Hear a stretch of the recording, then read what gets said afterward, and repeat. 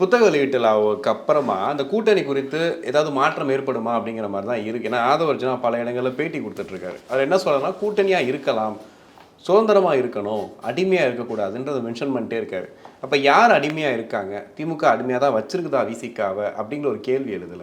ஏன்னா அதுல வந்து ஒரு முக்கிய பொறுப்புல இருக்கக்கூடிய ஒருத்தர் இப்போ வெளியே வந்து இந்த மாதிரி பேட்டி கொடுக்கும்போது, அப்ப திருமாவளவன் ஒவ்வொரு வாட்டியும் இப்போ வந்து ஒரு நிகழ்ச்சி கலந்து கொள்றதுக்கு கூட திமுக கேட்டுட்டு தான் வரணுமா? அவங்க அழுத்தம் கொடுத்தாங்களோ கொடுக்கலையோ அது யாருக்கு தெரியுதில்ல. பட் ஆனால் அழுத்தம் கொடுத்தாங்கன்னு இவர் சொல்றாரு இல்லையா? அப்போ இந்த கூட்டணிகளில் மாற்றம் ஏற்பட வாய்ப்பு இருக்கா? அதாவது பார்த்தீங்கன்னா தொல் திருமாவளவன் அவர்கள் கூட்டணிக்குள்ள கரெக்டாக இருக்கார். பட் அவருடைய கட்சியும் அவரை சார்ந்த தொண்டர்கள் அவருடைய நிர்வாகிகளுக்கு இவர் வந்து ஃபேவராக இருக்காரா அப்படிங்கிறது கொஸ்டின் மார்க் தான்.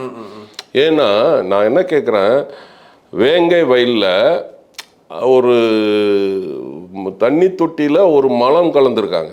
ஸோ உங்கள் கூட்டணி கட்சி இன்னைய வரைக்கும் அது யாருன்னு தெரியலன்னு சொல்கிறாங்க.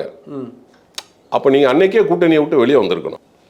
இன்னைக்கு இப்போ வந்து மதுரையில் வந்து கொடியேற்றினதுக்காக இப்போ போய் லாஸ்ட் வீக்கில் தொல் திருமாவளவன் போய் கொடியேற்றினதுக்காக கிட்டத்தட்ட 16 பேர் மேலேயோ 18 பேர் மேலேயோ எஃப்ஐஆர் போட்டிருக்காங்க. புரியுதுங்களா? அப்போது இந்த மாதிரி விஷயங்கள்லாம் வந்து அப்போது இவர் தலை சிறந்த ஒரு அரசியல்வாதி. என்னுடைய கணிப்பு, நான் வந்து கேப்டன்ட்ட அரசியல் கற்றுக்கிட்டதை வச்சு நான் சொல்கிறேன், தொல் திருமாவளவன் இப்போதைக்கு இந்த கூட்டணியிலிருந்து வரமாட்டார். ஏன்னா இன்னும் 1.5 வருட காலம் இருக்குது.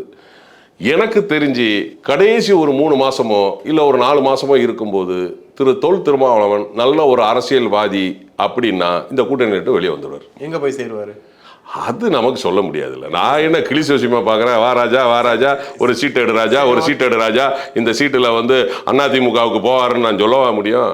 அந்த நேரத்தில் என்ன நடக்கும் அது நடக்கும். இல்லை பட் இது நடக்கும், திமுக இது நடக்கும், கூட்டணியை விட்டு வெளியே வந்துடுவார். இது நடக்கும். நீங்கள் அடுத்த எலெக்ஷன் டயத்தில் என்னை கூப்பிட்டு கேளுங்க. எதை வச்சு சொல்றீங்க? அதுதான் சார் அரசியல். நாங்கள் கேப்டன்ட்ட கற்றுக்கிட்ட அரசியல் இது. நாங்கள் வந்து சொல்கிறோம், நான் இது நடக்கும். இல்லை சார், எங்களுக்கு புரியாது. சாமானிய மக்களுக்கு நான் அரசியல்வாதிக்கு புரிஞ்சா போதும், சாமானிய மக்களுக்கு புரிய வேண்டாம். அரசியல்வாதிக்கு புரியும். மிக சிறந்த அரசியல்வாதி தொல் திருமாவளவன் அவர்கள் நிச்சயமாக திமுக விட்டு வெளியே வருவார்.